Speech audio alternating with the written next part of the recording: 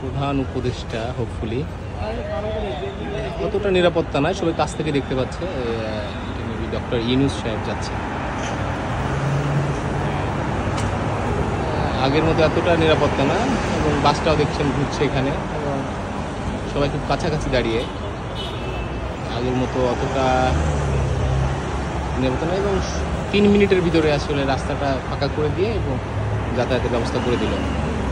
আগের মতো যে আধা ঘন্টা মতো রাস্তাতে যানজট থাকতো, সেখানে এই যে 5 ঘন্টা লাগতো আগে।